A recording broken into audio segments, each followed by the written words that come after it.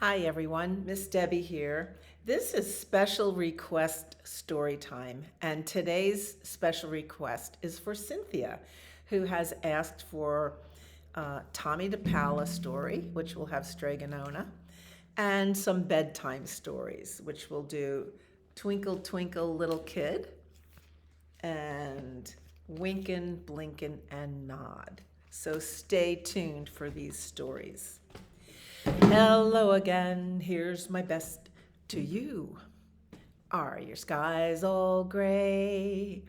I hope they're blue. Let me sing my song again. Hello, hello again. I need to practice that song, but I don't need to practice storytelling. Strega Nona, an old tale retold and illustrated by Tomie DePaola.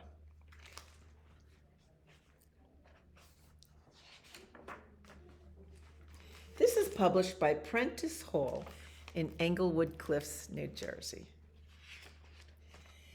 In a town in Calabria a long time ago, there lived an old lady everyone called Strega Nona, which meant grandmother witch.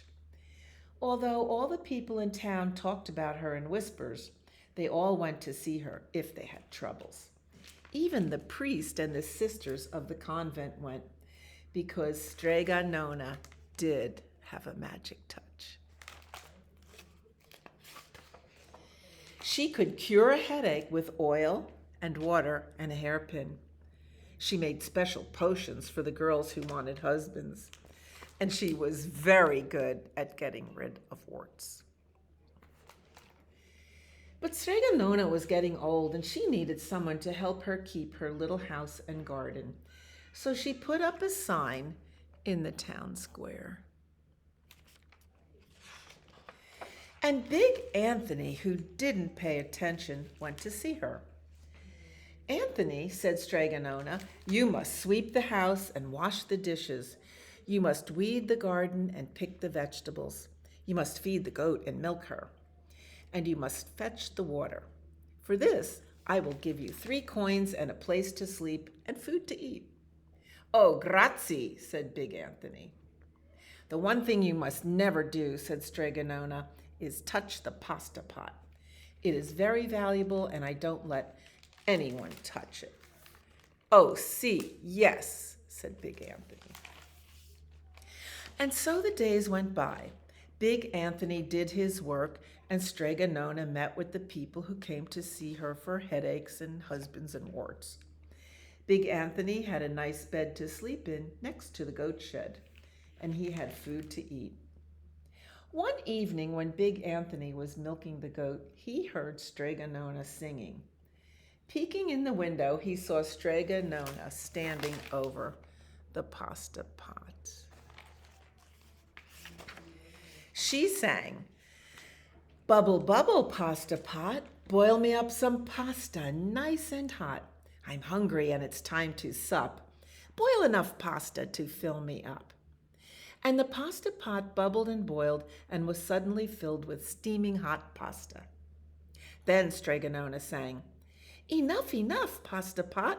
I have my pasta nice and hot.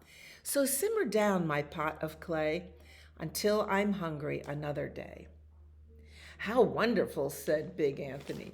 That's a magic pot for sure. And Strega Nona called Big Anthony in for supper.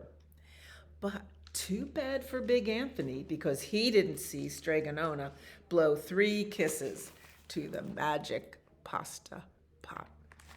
Mwah, mwah, mwah. And this is what happened. The next day, when Big Anthony went to the town square to fetch the water, he told everyone about the pasta pot. And naturally, everyone laughed at him because it sounded so silly, a pot that cooked all by itself. You'd better go and confess to the priest, Big Anthony, they said. Such a lie. And Big Anthony was angry, and that wasn't a very good thing to be. I'll show them, he said to himself. Someday I will get the pasta pot and make it cook, and then they'll be sorry. That day came sooner than even Big Anthony would have thought, because 2 days later, Strega Nona said to Big Anthony, Anthony, I must go over the mountain to the next town to see my friend Strega Amelia. Sweep the house and weed the garden. Feed the goat and milk her. And for your lunch, there are some bread and cheese in the cupboard. And remember, don't touch the pasta pot. Oh, yes, yes, Strega Nona, said Big Anthony. But inside, he was thinking, my chance has come. As soon as Strega Nona was out of sight, Big Anthony went inside, pulled the pasta pot off the shelf, and put it on the floor. Now let's see if I can remember the words, said Big Anthony. And Big Anthony sang, Bubble, bubble, pasta pot, boil me some pasta nice and hot. I'm hungry and it's time to sup. Boil enough pasta to fill me up. And sure enough, the pot bubbled and boiled and began to fill up with pasta. Aha, said Big Anthony, and he ran to the town square, jumped on the fountain and shouted, Everyone, get forks and plates and platters and bowls, pasta for all at Strega Nona's house. Big Anthony has made the magic pasta pot work. Of course, everyone laughed, but ran home to get forks and plates and platters and bowls. And sure enough, when they got to Strega Nona's, the pasta pot was so full it was beginning to overflow.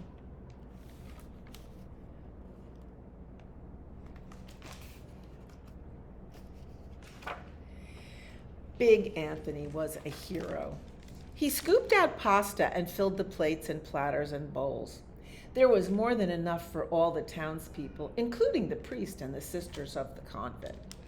And some people came back for 2 and 3 helpings, but the pot was never empty.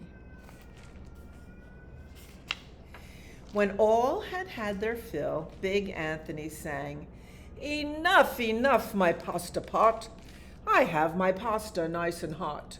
So simmer down, my pot of clay, until I'm hungry another day.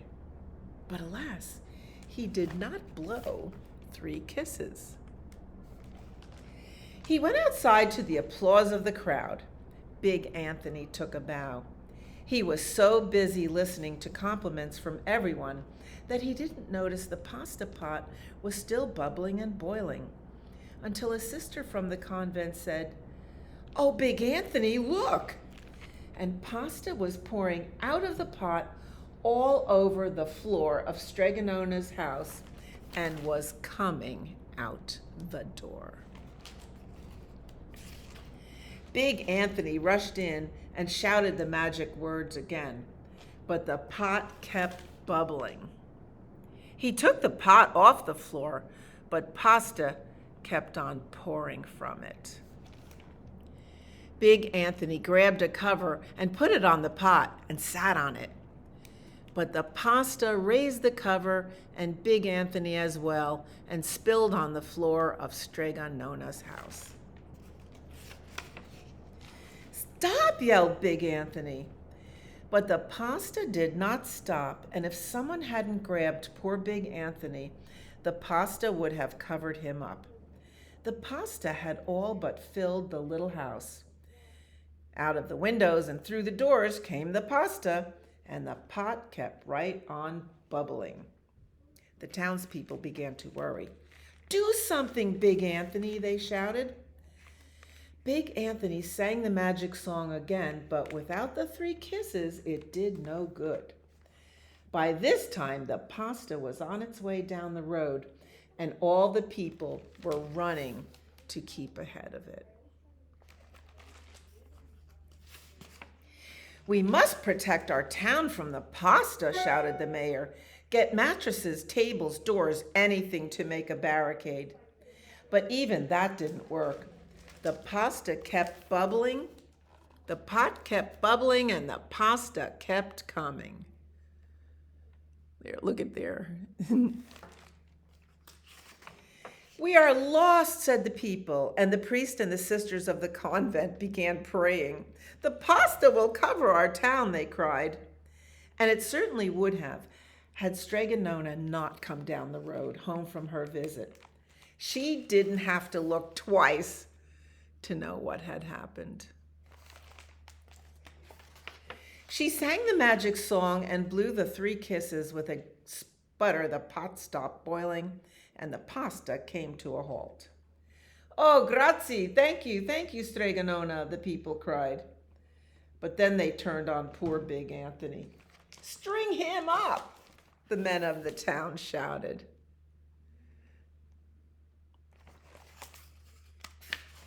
"Now wait," said Strega Nona. "The punishment must fit the crime." And she took a fork from a lady standing nearby and held it out to Big Anthony. "All right, Anthony, you wanted pasta from my magic pasta pot," Strega Nona said, "and I want to sleep in my little bed tonight. So start eating." And he did. Poor Big Anthony.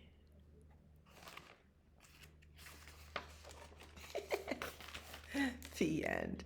Here she is sleeping in her bed, and Anthony is looking very ill with a big belly. That is a wonderful book. So, thank you for requesting Tomie DePaola. Now I have, this is one of my favorites. This author is Drew DeWalt. Twinkle, Twinkle, Little Kid, and pictures by Molly Idle. I'm sure you've said this song, "Twinkle, Twinkle, Little Star," and even wished on a star.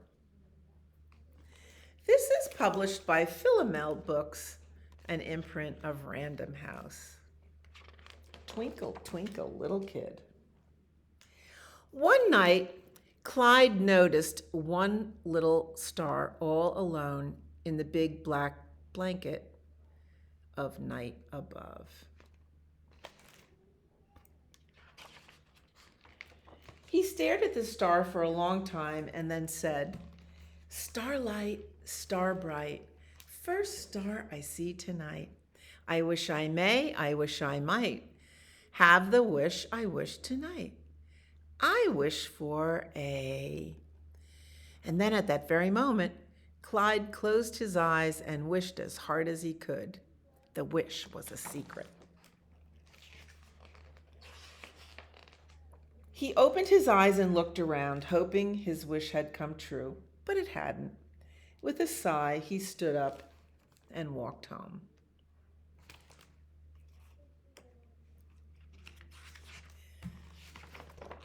Later that night, as Clyde lay asleep in his bed, having forgotten the lonely little star in the sky and the wish he had made, the strangest thing happened. That same little star climbed into his bedroom window. And then, very quietly, the star said, "Kid light, kid bright, first kid I see tonight. I wish I may, I wish I might, have the wish I wish tonight. I wish for a..." And then at that very moment, the star closed her eyes and wished as hard as she could. Her wish was a secret. "Ah!" somebody screamed. She was startled by the terrible sound. It was Clyde, who had awoken and was terrified to see the star in his room. "Oh, gee whiz, you had a scream like that?" asked Star. "You completely freaked me out." "I freaked you out.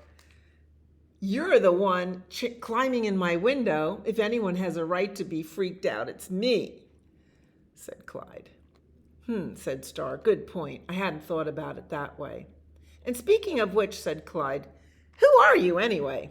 And why are you here freaking me out? It's the middle of the night."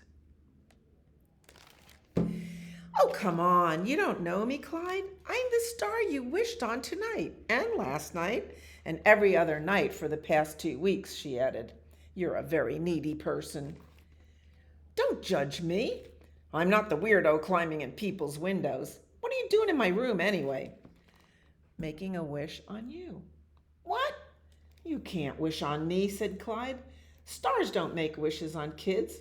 Kids make wishes on stars. Well, I just did, said Star, and she stood there defiantly. But I don't know how to grant wishes, said Clyde. What did you wish for? I can't tell you or it won't come true, said Star. What? That's crazy. How am I supposed to grant your wish if you won't tell me, you silly Star? Asked Clyde. I don't know, Star shrugged. You're supposed to just know. Clyde looked at the star for a very long time, trying to think what a star might wish for, but not succeeding at all. And then Clyde got an idea. He ran over and grabbed up his brand new unused game of checkers. Here, said Clyde. Is it checkers? Did you wish for a game of checkers? No, said Star. I didn't wish for checkers. Wait a minute. Isn't that something you wished for from me? Yeah, said Clyde, but it takes 2 players and I don't have anyone to play with. That's a bummer, said Star. I love checkers, but that's not what I wished for. Clyde got another idea. Come with me, he said, and he led the star out to his backyard. How about a 2-person tent? I wished for it once. Did you wish for that? No, said Star. I did not wish for a tent. Camping is great, though. I like camping. Me too, said Clyde, but I'm too scared to stay out in the tent alone. I'd love to camp out with you, said Star, but I didn't wish for a tent.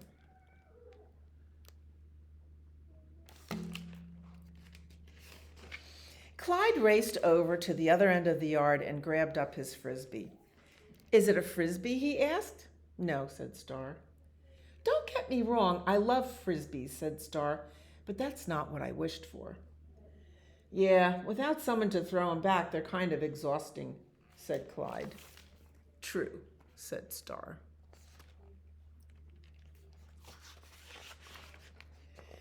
Clyde took Star to the garage.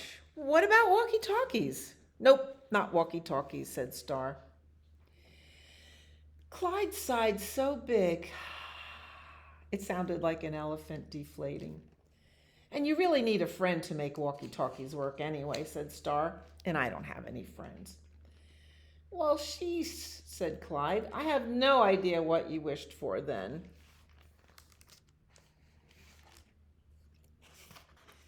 Wait a second, said Clyde. You love all this stuff I showed you, but you don't have anyone to share it with. Did you wish for a friend?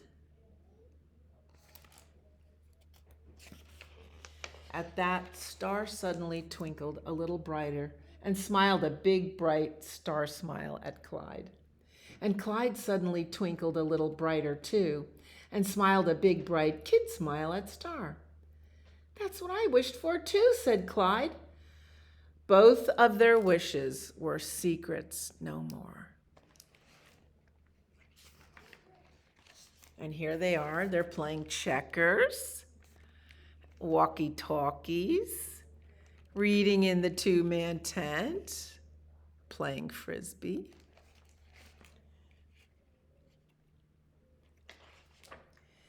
And that is how it came to be that Clyde and Star granted each other's wishes, became best friends, and were never, ever lonely again. The end. That is also one of my favorite books. So our last story for tonight is a sleepy time story called Wynken, Blinken, and Nod by Eugene W. Field, illustrated by Giselle Potter. This is one of the most beautiful poems, and this is the most beautifully illustrated book I've ever seen for Wynken, Blinken, and Nod. Here's the moon looking in the window. This is published by Schwartz and Wade Books in New York. And here's the little boy looking out of the window. Now he's gotten out of bed. Wynken, Blinken, and Nod one night sailed off in a wooden shoe, sailed on a river of crystal light into a sea of dew. Where are you going and what do you wish? The old moon asked the three. We have come to fish for the herring fish that live in this beautiful sea. Nets of silver and gold have we, said Wynken, Blinken, and Nod. The old moon laughed and sang a song as they rocked in the wooden shoe, and the wind that sped them all night long ruffled the waves of dew. The little stars were the herring fish that lived in that beautiful sea. Now cast your nets wherever you wish, never afeard are we. So cried the stars to the fishermen three, Wynken, Blinken, and Nod. All night long their nets they threw to the stars in the twinkling foam. Then down from the skies came the wooden shoe, bringing the fishermen home. 'Twas all so pretty a sail, it seemed, as if it could not be, and some folks thought 'twas a dream they'd dreamed of sailing that beautiful sea. But I shall name you the fishermen three, Wynken, Blinken, and Nod. Wynken and Blinken are two little eyes, and Nod is a little head. And the wooden shoe that sailed the skies is a wee one's trundle bed. So shut your eyes while Mother sings of wonderful sights that be, and you shall see the beautiful things as you rock in the misty sea, where the old shoe rocked the fishermen three, Wynken, Blinken, and Nod. Good night and sweet dreams.